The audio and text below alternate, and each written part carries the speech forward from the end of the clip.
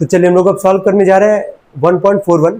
सवाल है हमारा, determine the osmotic pressure of A solution prepared by dissolving 25 milligram of K2SO4 potassium sulphate in 2 litre of water at 25 degree Celsius assuming that it is completely dissociated.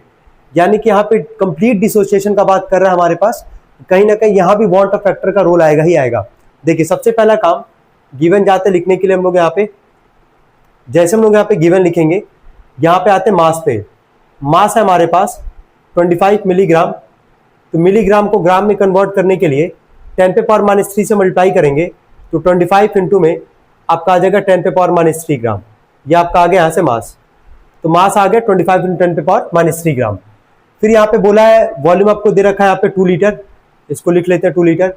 Temperature हमारे पास 25 degree Celsius, तो degree Celsius को kelvin में convert करने के लिए 273 हम लोग add करेंगे तो आपका आ जाएगा ये 298। ठीक है, चलिए ये आपका आ गया टेम्परेचर केल्विन में। और कुछ यहाँ पे दिया है? नहीं दिया है। अब यहाँ पे जब लोग सॉल्व करने जाएंगे तो हमारे पास है K2SO4। कंप्लीट डिसोसिएशन का बात करें, K2SO4 टूटेगा आपका 2K प्लस और SO4 पे 2 - यहां से I की वैल्यू निकालेंगे। ऑब्जर्व्ड कोलिगेटिव प्रॉपर्टी अपॉन में कैलकुलेटेड। ऑब्जर्व कितना है 2 और 1 कितना हमारे पास 3 और कैलकुलेटेड है 1, तो 3/1 का मतलब कितना आ जाएगा 3। I का वैल्यू आ गया 3। निकालना था ऑस्मोटिक प्रेशर, तो मोलर मास भी हम लोग को निकालना ही पड़ेगा क्योंकि मोलर मास आएगा ही आएगा मोल्स में। मोलर मास किसका निकालना है? K2SO4 पोटेशियम सल्फेट का। K2SO4 2 पोटेशियम है तो 2 इंटू में 39, 1 सल्फर है आपका तो 32, 4 ऑक्सीजन है तो 4 इंटू में 16। इसको आप लोग सॉल्व करेंगे तो आपका कितना आ जाएगा 78 प्लस में 32 प्लस में 64। ऐड कर लेते हैं इसको हम लोग यहाँ पे। 6 और 2 आपका कितना, 4 और 2 कितना आ जाएगा 6, 8 और 6 14, कैरिंग 1, 7 3 10, 10 और 7 17, 174 ग्राम पर मोल। तो यहाँ से हम लोग मोलर मास भी इसका निकाल चुके हैं।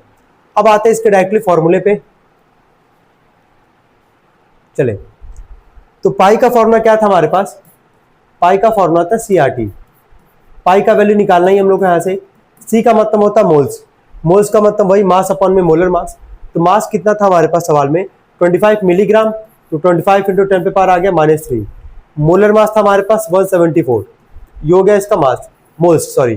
तो C का मतलब मोलैरिटी, मोलैरिटी का फॉर्मूला मोल्स अपॉन में वॉल्यूम ऑफ सॉल्यूशन लीटर में। मोल्स का फॉर्मूला मास अपॉन में molar mass. Volume of solution पे आते हैं जो कि कितना था वो देखना पड़ेगा, लीटर में था और 2 लीटर है हमारे पास। चलिए ठीक है, तो इसको बनाने का कोई सेंस नहीं बनेगा यहाँ पे, है ना। डायरेक्टली यहीं पे हम लोग 2 लीटर से क्या करते हैं, मल्टीप्लाई कर लेते हैं। अब आते हैं ऊपर। C मतलब हो गया मोल्स अपॉन में वॉल्यूम ऑफ सॉल्यूशन लीटर में। मोल्स मतलब मास अपॉन मोलर मास, और वॉल्यूम ऑफ सॉल्यूशन लीटर में हमारे पास था 2। R का वैल्यू वही लेके चलेंगे 0.082 इंटू में टेम्परेचर था हमारे पास 298। इसको आप जब सॉल्व करेंगे पूरा तो मैं डायरेक्टली यहाँ पे आंसर लिख रहा हूँ, आप लोग कैलकुलेट कर लीजिएगा इसको। इसका आपका आंसर आएगा 5.26 इंटू 10⁻³ ATM।